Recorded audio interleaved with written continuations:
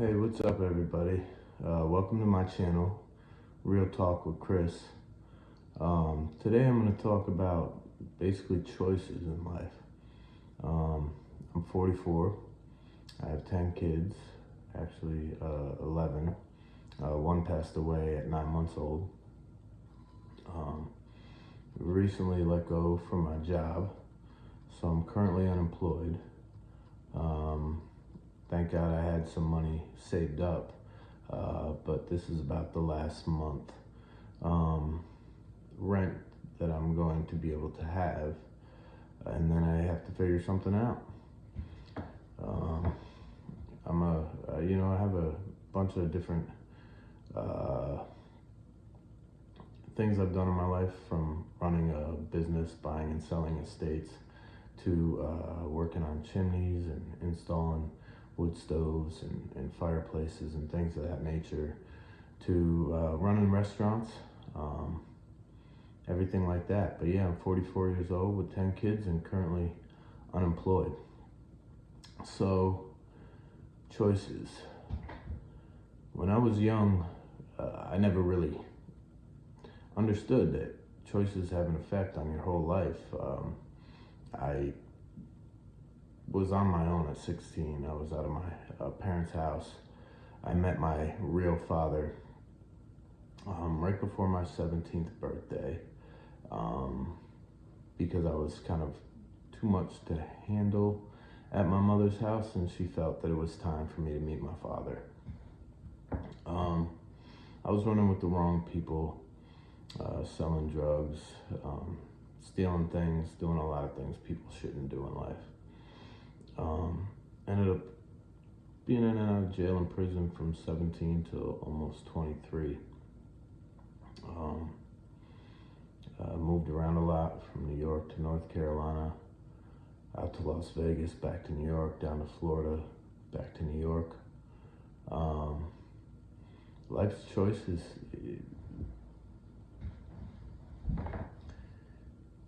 they can be hard to make. You know, living a good life comes with having to hold off on things that you want when you get older, or not even older, that you want right now. Say you don't have a way around, you want a car, the smart thing to do in life is to work. If you do the math, you go away for 3-4 years, you made $50,000. Well, divide that by 3 or 4. The math isn't mathing, right? So now 4 years, you made $12,500 per year. You could do that working part-time as a janitor, or at Moe's, or even part-time at McDonald's or something. Choices that I've made have led me down a harder path. Kids saved my life, but being 44 years old and not knowing what the future holds is a lot scarier than being 20 years old and not knowing what the future holds. I have a lot of skills. I'm pretty good with people, I'd like to think. Probably from my time being a server and, restaurant management, having to deal with all kinds of drama, from customers, from front of the house, back of the house. The amount of drama in a restaurant is amazing. All the things behind the scenes that nobody ever thinks about when they come and sit down to enjoy a meal with their girl or their family or friends, watch the game, drink beers. There's so much that goes on behind the scenes. But in my younger years, I had a very hard time, probably because of the choices that I made in getting quick money and getting it, and being able to buy whatever I wanted, to now having to learn how to budget, which I was never taught in life, and so that I can have a car that I want down the road, things of that nature. I had to learn all of that. I had to learn that money doesn't grow on trees. It's not easily earned. especially if you didn't set yourself up with a trade or college when you were young. You have to start off at the bottom of almost any job you work, whether it be the warehouse or carpentry, becoming a laborer, things of that nature. And it's a lot easier to start off at 20 than it is at 44. Through the years, I've learned that choices are everything. One simple choice. Like, I'll give you an example. A couple friends of mine, when I was 18, we were all supposed to go to a party. It was, that's as far as I knew, just going to a party. My girl at the time begged me, don't go, you always hang out with your boys are always more important. And that one time in life, I listened to her. And 2 days later, I believe, I saw on the news the two friends that I was supposed to be with being let in for the first murder in that city, although it was a small city, and I think it was 30 years. And I escaped. He ended up doing 21 and a half years, just got out 4 years ago. There was a murder and burglary, thank God, because I don't know that I wouldn't have been in that situation had I just not made that one choice to get in that car. And something so simple that you don't even know is going to be life-changing can be. And so I've learned that even the most simplest of choices can lead you to greatness, freedom, or 21 years of your life taken away. Just like choices in relationships. Being able to apologize rather than just stick to your guns about everything. Not everything needs to be a fight. It makes your life a lot easier. The older I get, the more I realize I need peace. I don't need drama. But to have peace, you have to be financially free. To be financially free, you have to make the right decisions in life. Set yourself up. Learn a trade so that by the time you're in your 30s, you're deep enough in that trade with enough experience that you can get hired anywhere. Try to stick, within one or two fields of work. Don't just go from one job to the other and know a little bit of everything, but a lot of nothing. Because knowing a little bit of everything but a lot of nothing at 44 years old will get you beginning salaries and beginning positions in just about any company that you go to, no matter how much you may think you know. And you can always try to BS your way into jobs, but if you don't know what you're doing, most people, once they get on, will be let go shortly thereafter. So I made, like I said, I went around. I did the serving, and then I did restaurant management, and then I got tired of that, having to smile every day when you don't feel like smiling. Some days can be hard. So then I went to do some warehouse jobs. Came to find out you're just a number in there, almost like prison. It doesn't really matter how hard you work, how many times you come in, how many times they don't give you weekends off. If you start, using your time off, once you run out of that, you're gone. You're gone. Even if you're really sick, you're gone. It doesn't matter. You're literally like a robot, a number in those jobs. And then I went to, after doing a warehouse, I decided, let's try buying and selling things. I started off in storage unit auctions. It was a lot of fun. The interesting things that you could find in storage units are amazing. I can go into depth with that on another video. Started in storage unit auctions, then I went to auction houses, um, sold things on eBay, online. Then I started buying out estates. So if someone would pass away or move out of state, and the family didn't know what to do with the belongings, or say they were, when they passed, or if they moved out of state, didn't know what to do with the belongings or didn't want to bring them with them, I'd buy everything and then sell it. That worked out quite well. I was able to make my own hours. I made the most money I ever made in my life. Didn't I had a wife at the time that didn't really know how to save money and blew through money, so that didn't help. Along with the fact that raising as many kids as I have is very expensive as it is. You have to have a certain, amount of rooms so that everybody's not up on top of each other. And me personally, because in my younger years, I had spent some years in the hood, which led to me going to prison. I wanted to keep them in better areas if possible. Because who wants their children to follow in your footsteps of bad decisions that you made when you were young? So I did that for about 12 years. And then I moved to Florida. Down in Florida, it was very hard. It was around 2020 with COVID and everything too. But it was very hard because it was a small community of people that did that down there.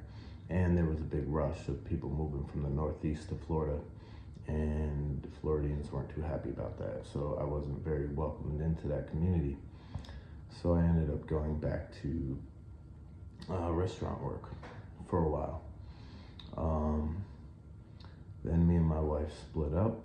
I moved back to New York where all my family is and friends, because I knew I was going to have the kids, and got a job at a chimney company, tearing down chimneys, doing some masonry, building them back up, installing gas fireplaces, electric fireplaces, wood burning fireplaces, wood stoves. It was a really cool job, learning all the ins and outs of that and the different fire safety codes and things of that nature. But one of my issues my whole life has been my inability to keep quiet if I see something I don't agree with. And so I was working at that job. I got raises from $20 to $26 an hour when I quit. It wasn't bad. I worked there a year and 2 months. But I saw the warehouse manager's son cursing out one of the female office employees and threatening to jam his coffee down her throat if she said one more effing word. So I said something to the owner of the company that I didn't feel that was right, because a week later she was fired. Not him, she was fired. Probably because, the warehouse manager saw it, but it was her son involved. And so they got rid of the girl rather than him. I thought that was completely unfair, which in turn kind of put me in the black sheep of the job. I did manage to make it another 9 months, but then I was fired in November for my daughter had missed the school bus, and I fell off a roof and broke my wrist. So I was out for 5 weeks, and I had just been back for a week. So I used the work truck to bring her, and they said that was a safety and insurance risk, and they let me go. Even though I was one of the guys who would get on any roof when a lot of them wouldn't, because we would be by ourselves. So jobs don't care about you. That's a fact.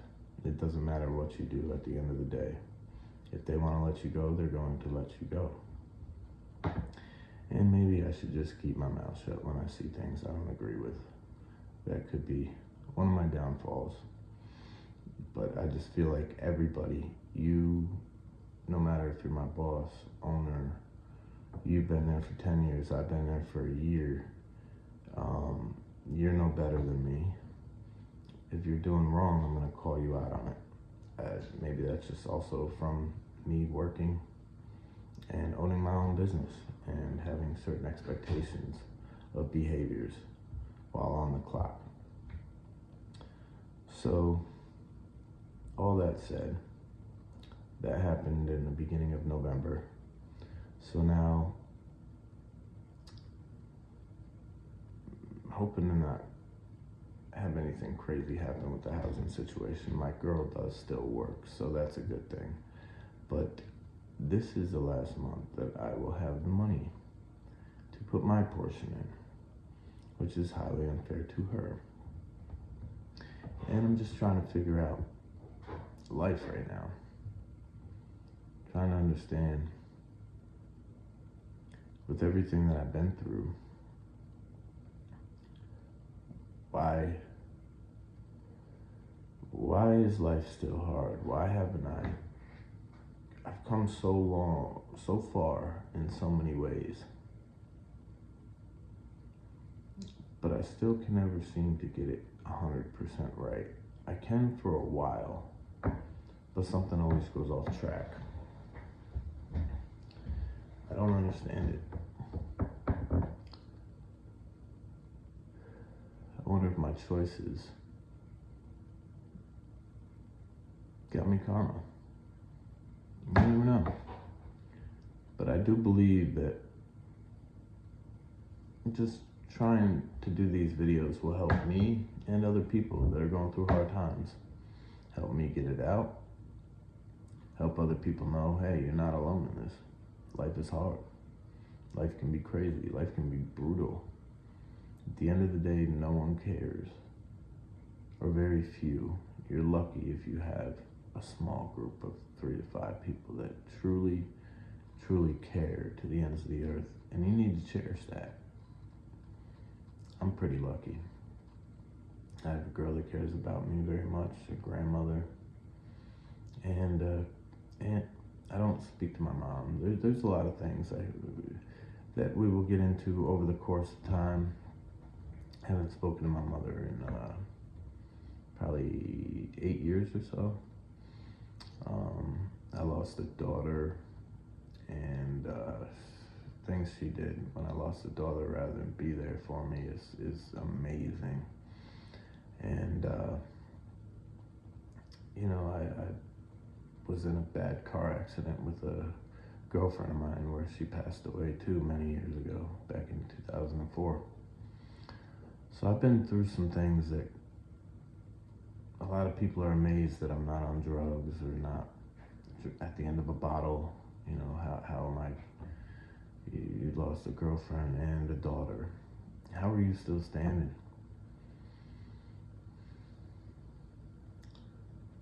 Because life can always be worse, and I have 10 kids looking at me.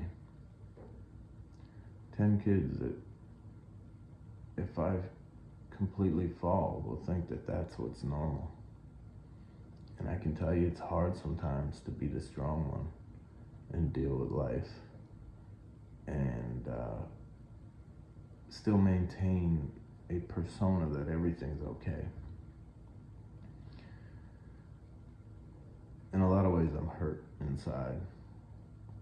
I don't really deal well with hurt, so I just mask it and everything's okay. But most guys know how that is. We all live like that. I've got quite a story. And my story is based on a lot of choices that I made in my life. Some good, some bad. Some big, some small. But at the end of the day, I'm where I'm at right now because of all the choices I have made in my life. Tell me what you guys think. Do you guys think that the road has many different intersections? That every choice leads you to a different destiny? I do. I'm looking forward, hoping this message will get out there and people will respond and, comment, like, subscribe, follow my journey. Take this journey together, a journey of hopefully talking and 100% finding myself, because a lot of myself is a mask to the world. So thank you for taking your time. It's been about 20 minutes, so I'll see you guys in the next video if you're interested, which I hope you are, because I'm interested in seeing what people have to say themselves. See you next time. Real Talk with Chris.